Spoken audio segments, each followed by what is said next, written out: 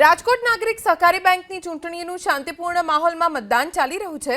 રાજકોટમાં 332માંથી 176 લોકોએ મતદાન કર્યું।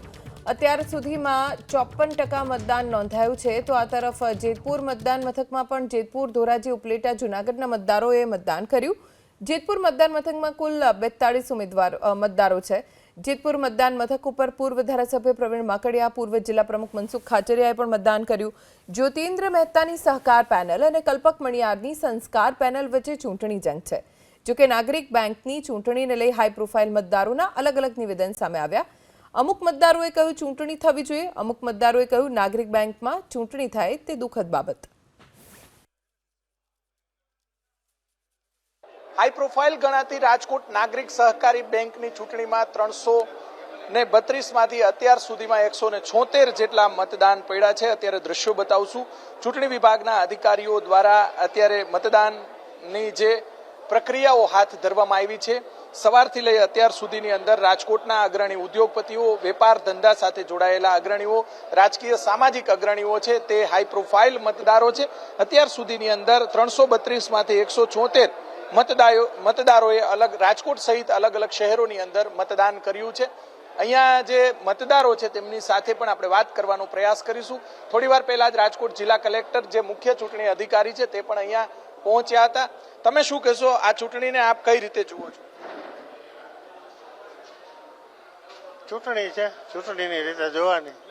घणा वर्षो पछी चूंटणी थाय छे એટલે અને નાગરિક બેંકમાં ચૂંટણી થાય છે। હા, ચૂંટણી તો થવી જોઈએ। તંદુરસ્ત સમાજની નિશાની। ચોક્કસ, ખૂબ સરસ વાત કરી। આપ કઈ રીતે જુઓ છો આ ઇલેક્શનને? ખૂબ સારી રીતે અમે આ જોઈએ છીએ, કારણ કે લોકશાહી છે। રાજકોટ નાગરિક સહકારી બેંકમાં પણ આવી રીતે સારા વાતાવરણમાં જે ચૂંટણી થાય તે ખૂબ જરૂરી છે અને આ લોકશાહીનું જીવંત ઉદાહરણ છે। મતદારોમાં શું ચર્ચા છે? એકબીજા પર આક્ષેપો થયા છે?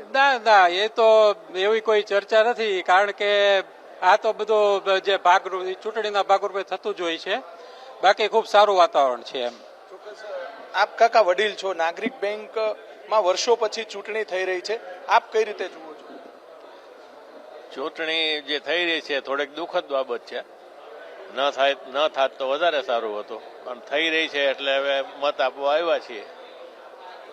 નાગરિક બેંકનો થોડો ઇતિહાસ જણાવશો? ના, એટલે નાગરિક બેંક પહેલા તો જન્મશંકરભાઈ અંતાણીએ ચાલુ કરી, ત્યાર પછી ધીમે ધીમે અરવિંદભાઈ મણિયારે ને એ લોકો આવ્યા અને ત્યાર પછી વધારે કામ આગળ વધ્યું। વર્ષોથી સંઘ અને ભાજપ સાથે જોડાયેલું છે। જી હા। તમે કેવી રીતે જુઓ છો આ ચૂંટણીમાં? તમે પણ મતદાર છો? બસ યોગ્ય રીતે અમે અમારો અભિપ્રાય આપશું તમને। તમે પ્રશ્ન ફરીથી કરો।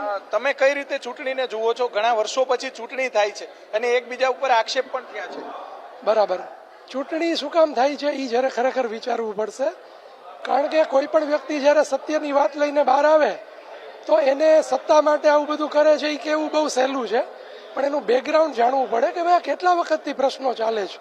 તો હું માનું છું ત્યાં સુધી 1.5 વર્ષથી બેંકની અંદરના પ્રશ્નો ચાલે છે અને ખરેખર અંદર જ બધું ચલાવવાનું હોય ને અહીંયાથી જ સોલ્વ કરવાનું હોય। એ દરમિયાન આ ચૂંટણી આવી પડી એવું હું માનું છું અને એટલા માટે થઈને આ ચૂંટણી કલ્પકભાઈએ લડવી પડી એવું લાગે છે।